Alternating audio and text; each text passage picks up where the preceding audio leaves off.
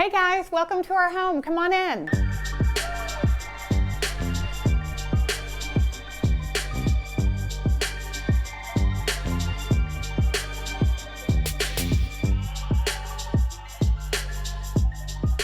So this is the kitchen, everybody's favorite room in the house for sure. I'm a short order cook, full-time right now, and cleaner. I'm particular, it's the one place that has to be clean at all times.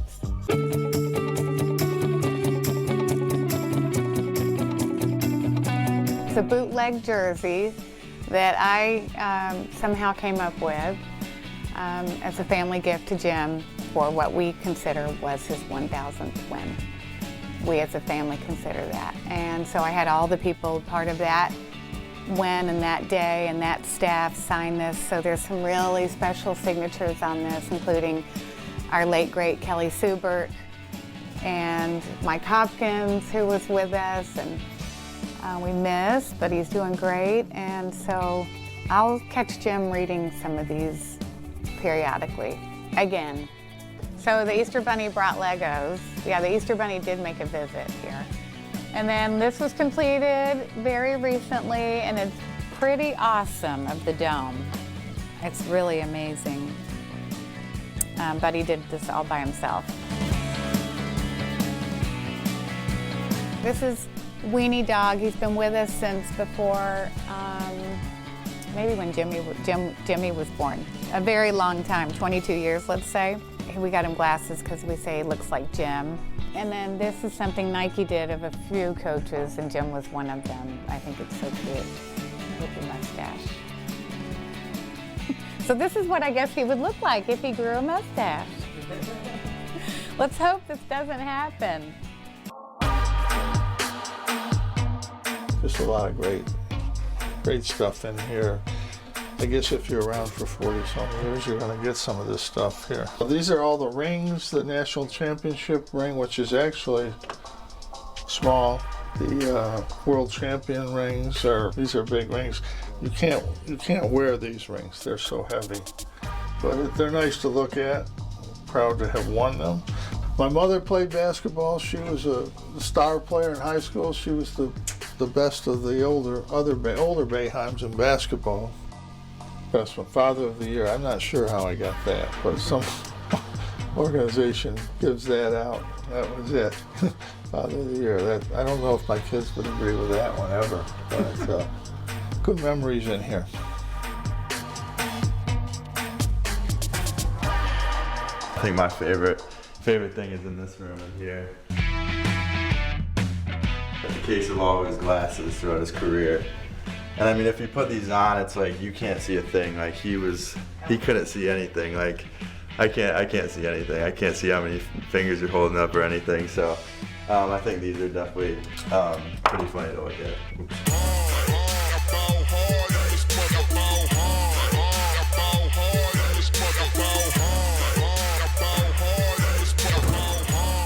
This is definitely the best part about the house, I think. And, you know, ever since we got it, I've pretty much spent most of my time down here every day, so it's definitely a lot of fun. All my friends love it. 10 kids next door at the Fallon, so they come over here whenever and play basketball. I'll play with them every now and then, and you know, it's a lot of fun having other people around that can use it as well.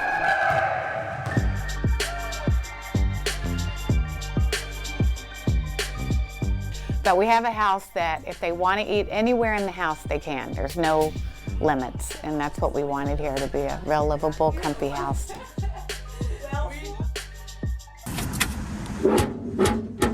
We fanned out across Onondaga County, at post offices, outside banks, on the edge of apartment complexes, anywhere we could find that familiar postal blue box.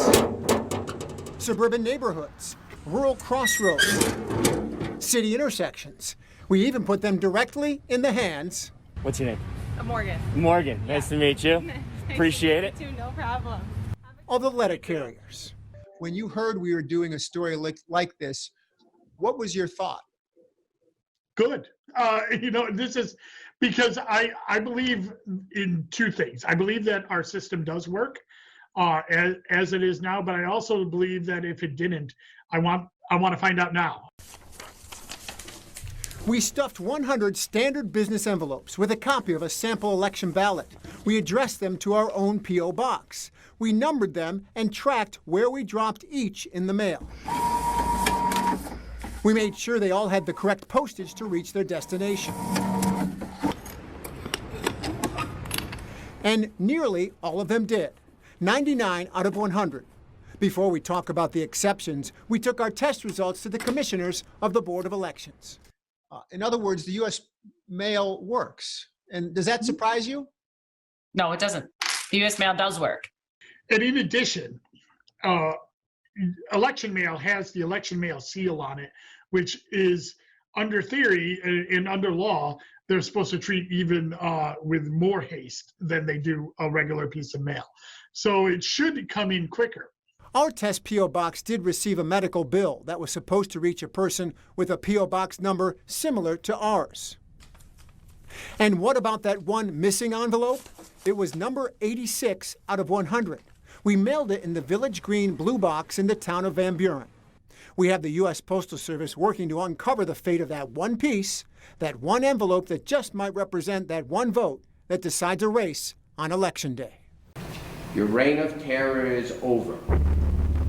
When John Jamelski was sent to state prison in 2003 for kidnapping, the judge told him that he hoped Jamelski would die behind bars. He has not. Today, Jamelski is 85 years old and seeking parole.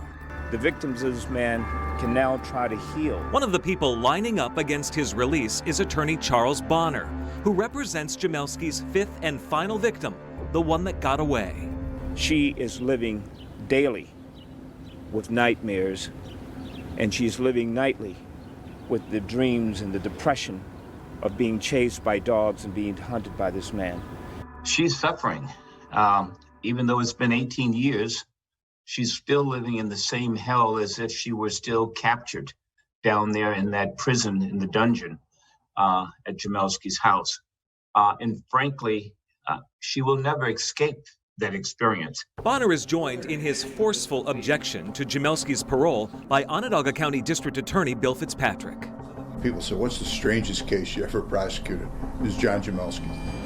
Over the course of 15 years, Jamelski would hunt his victims, trolling the streets of Syracuse for at-risk women and girls, offering them rides and drugs.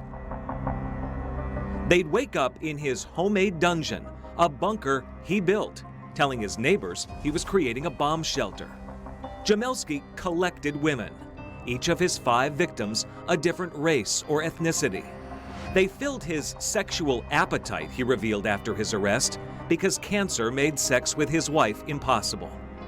Some victims were held here for months, some for years by the predator who made them keep a calendar log of the type of sexual conduct they were made to endure. And he would say, okay, you know, I had sex with you this many times, going to reimburse you for that, but I have to subtract, you know, room and board and other things, so, you know, here's $20, and then he would drop them off in the middle of the street somewhere. I'm just truly sorry for what I did. I've had a lot of time to think about it. And I'm just very sorry for what I did and for how it's affected everyone. Jamelski cried as he pleaded guilty to 5 counts of kidnapping, but never satisfied prosecutors by taking full responsibility for what he did. He said the victims enjoyed their stays with him, like he was doing them a favor. He was operating under this very contrived delusion that these girls wanted to be kept in his dungeon and that he was saving them from being sold to a sex slave around the world. He ingratiated himself with this kind of fantasy. But the tragedy of it is that he still believes that he did nothing wrong.